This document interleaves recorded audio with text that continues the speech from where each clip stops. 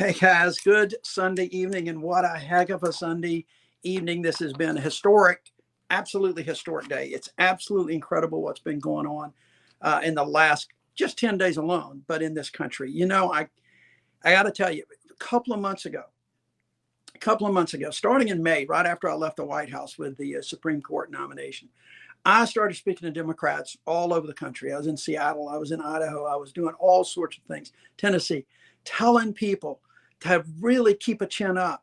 Numbers were not looking good. Everybody was down. Everybody was wringing their hands going, woe is me, woe is me. And I said, look, we are doing good things for this country. And yes, people are hurting some, and we've got to address that. But we can do that. And we've got to start talking about the positive things. Well, let me tell you, folks, after now, the Senate has gone on recess, and it's a well-deserved recess for my buddies up in the United States Senate, because what they've done has been remarkable. What the president has done has been remarkable.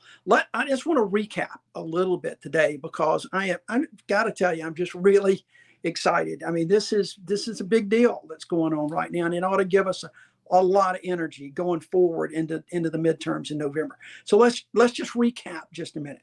Bipartisan legislation. Remember, Joe Biden came into the presidency wanting to reach across the aisle, wanting to work with people. It's been difficult. It has been very difficult. People don't want to give him wins. They don't want to give Democrats wins.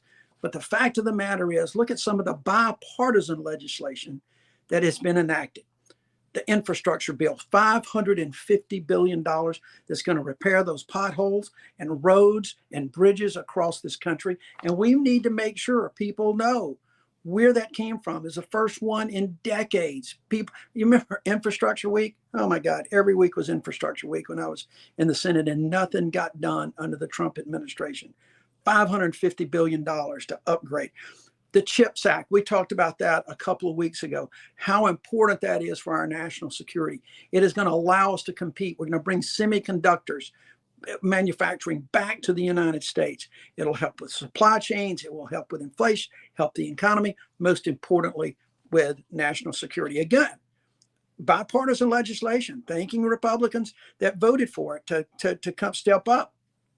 We had the burn pits legislation after Republicans pulled a couple of annex and acted like a couple of fools lately. They finally passed it. Again, 86 votes. Burn pits legislation, number one priority for so many of our veterans organizations out there. It's going to give incredible health care for these victims of these burn pits, which has just been a real tragedy. And then there was gun safety. For the first time, gun safety, mental health issues have been addressed by bipartisan Congress. Didn't get overwhelming bipartisan support, but it got enough. And it was a big step, not as far as I would like to go, not as far as I'm assuming most of you would like to go, but historic nonetheless. Incredible credit to Senators Murphy and Cornyn and others. Again, bipartisan legislature that this president ran on to try to get the party and the administration and people in Congress working together. And he's had success. Make no mistake, these are huge bipartisan wins. But Democrats have begun to deliver on the values that mean most to them. And what is so important in this last couple of weeks we have seen with the Democrats and the big tent that we have. You know, I have been critical sometimes of Democrats who are really wanting my way or the highway and not willing to compromise. Well, let me tell you, if you see what's happening across the country right now, and particularly in Congress, what you see is a big tent that's coalescing to form a governing majority, not just a majority, a governing majority. And that's so important. We've had numbers, but when we couldn't come together and work together, we couldn't govern. Now we're beginning to govern. Now we're seeing it. Now everybody understands. Everybody is moving, whether you're kind of on the right in the party or on the left. People are moving together to try to get things done. Something that not everybody is going to want in all this. Things are not as we would like them to be, but it's progress. And again, that governing majority that we've got. It started with the American Recovery Plan back, in the president's first few months, $1.9 trillion to save this country, to save the economy, jumpstart it, to save people, to save lives. Let me tell you, folks, you need to tell all these naysayers out there who hadn't got their damn vaccines yet that if they could just do that, we wouldn't see the spikes that we're seeing now, and we still wouldn't see hospitalizations. People are getting COVID. I had it about a month ago. My son had it.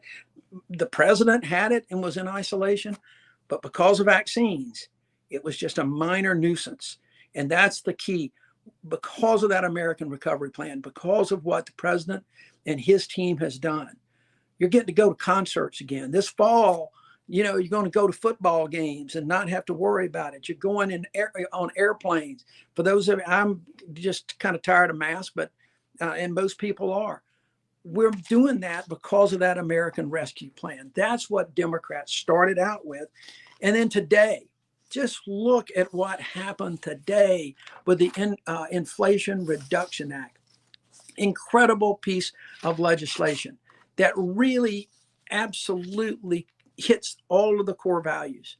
It deals with climate. It deals with tax fairness. It deals with healthcare. I'm not going to go through all of the litany of things that it does, but here's what I'd like for you to do.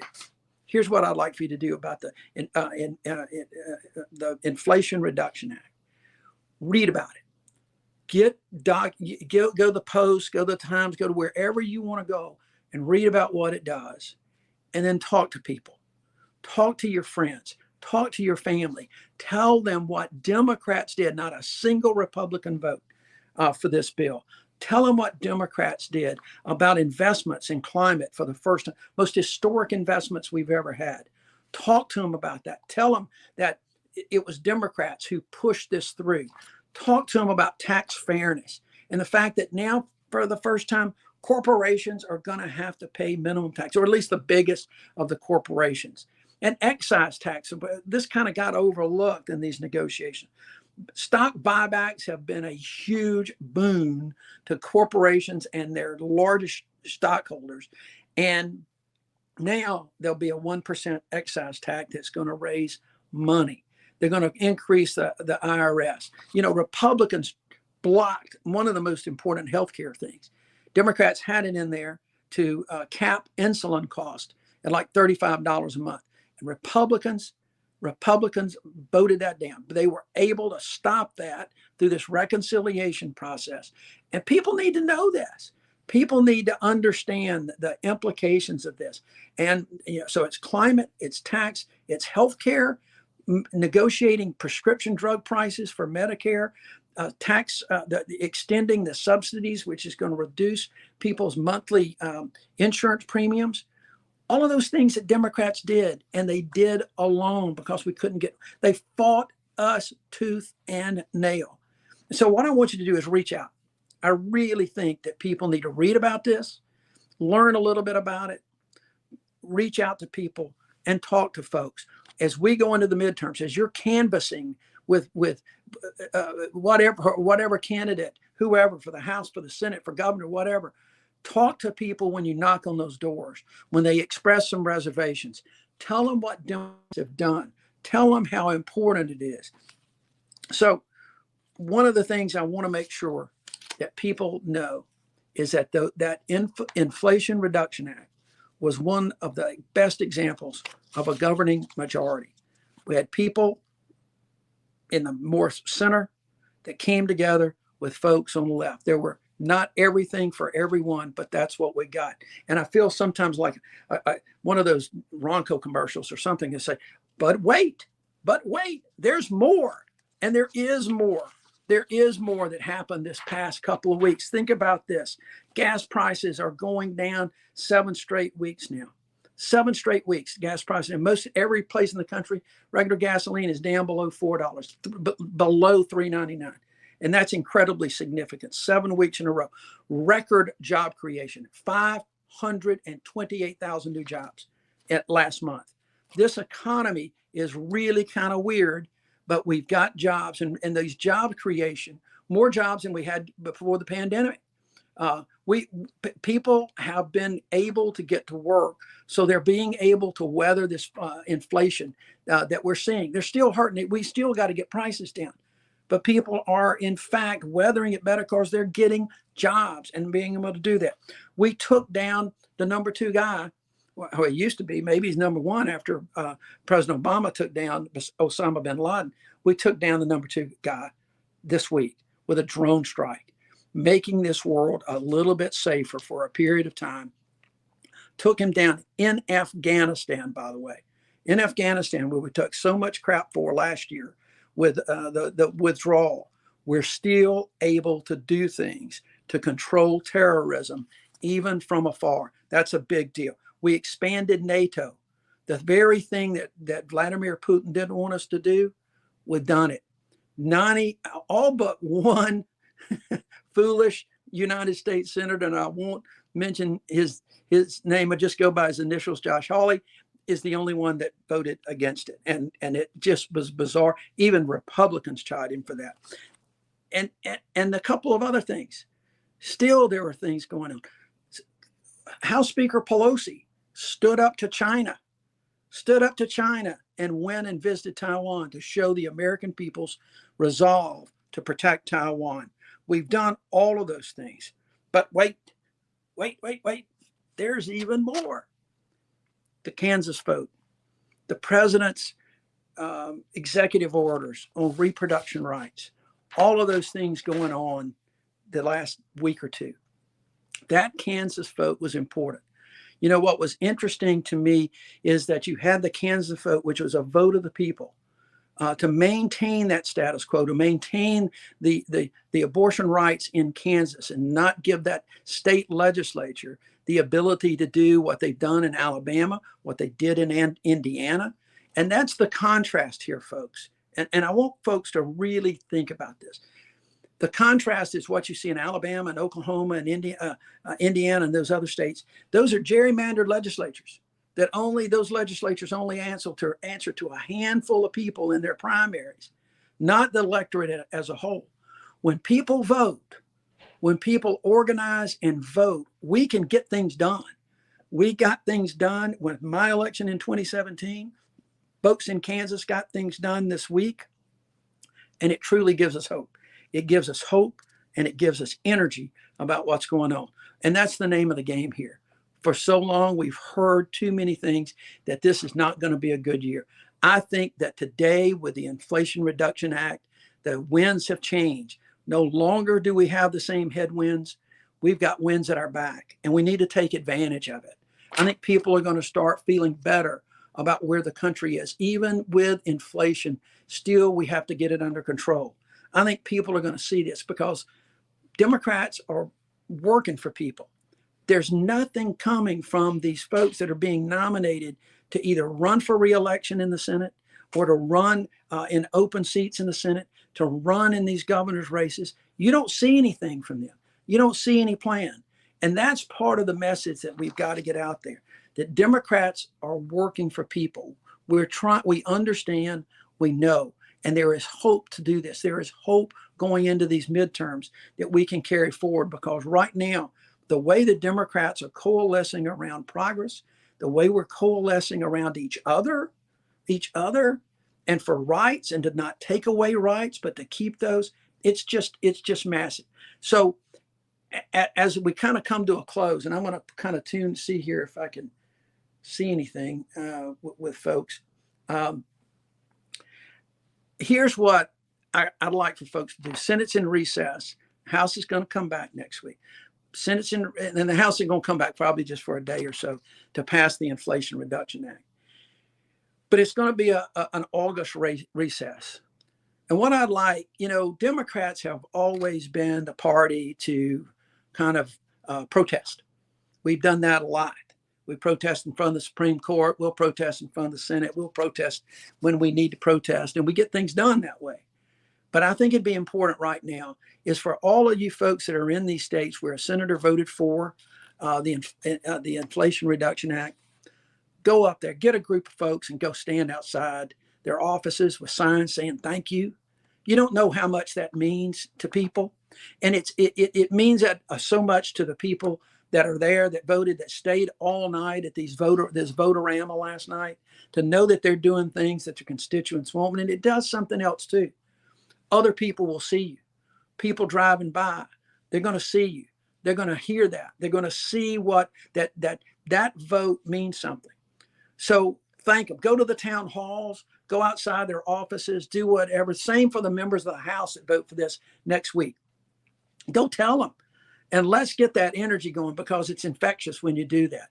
And for those that voted against it, if they're up for re-election, go to their offices too. Go to their town halls and complain about it. If they're up for re-election, like all the House members will be, and they've got a decent shot, a candidate running against them that we could boost and lift to give them a decent chance of winning, then go to those offices, go to their town halls, and tell them, shame on you. That's all you have to put in the signs. Just say, shame on you. Shame on you for voting against the American people. Veterans ought to be going and thanking and shaming. Those who are concerned about climate should be going and thanking and shaming. Those who are concerned about healthcare, seniors who are going to get capped now at $2,000 a year, their medication capped at $2,000. They ought to go thank folks, and they ought to shame those that voted against it. The seniors especially are there. Those who want tax fairness, go thank folks and then shame the others. That's what we've got to do. This has been a big time, and I don't know if I can see any comments or questions here. I'll look and see. It's difficult for me with these. You see these silly glasses, but I'm old.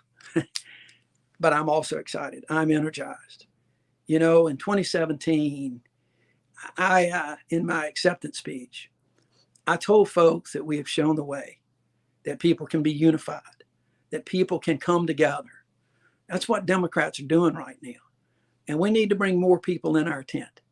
And we can do that. We need to bring more people, because right now, I guarantee you that folks are taking notice that there are people around this country that are running for office, running for re-election, or running for open seats, that they care about them. And that's the name of the game. People want to know that a public official cares about them, that they're fighting for them, they're working toward things, that they can't always get everything they want, but they're going to keep trying. They're going to keep plugging away. And what we have seen with Democrats in the last, this summer in particular, is just continuing to go and do those things. We need to reward that. We need to start now and organizing and channeling that energy. If we can do that, these midterms are going to be historic, but they're not going to be the historic in the way that people have said, and we're all saying only 2 months ago. We can have a chance to continue to be the majority in the House, and we can get more U.S. senators. Imagine what we can do if we had a 52-53 majority vote in the Senate, and we had a majority of the House of Representatives, and Joe Biden as President of the United States. So I'm excited. I'm going to be getting out there. I'm starting in about a week, heading around the country for Democrats across the board. I hope you will do the same. You don't have to travel around the country. Do the ones right there in your neighborhood and get to work. Let's do this. Be energized. And remember, hope is one of the most powerful tools we have to motivate people. And if you couple the hope with delivery and results, as Democrats and President Biden have done, then we can make changes in this country that we have sought for a long time, that are going to better people's lives, that are going to help families, help veterans, help everybody. And that's what we're about. That's what we've been about for a long, long time. That's what we're going to continue to be about. So let's get out there, folks. Let's get energized. Let's just go on. Don't let your foot off the gas. Let's move forward. Good night, folks.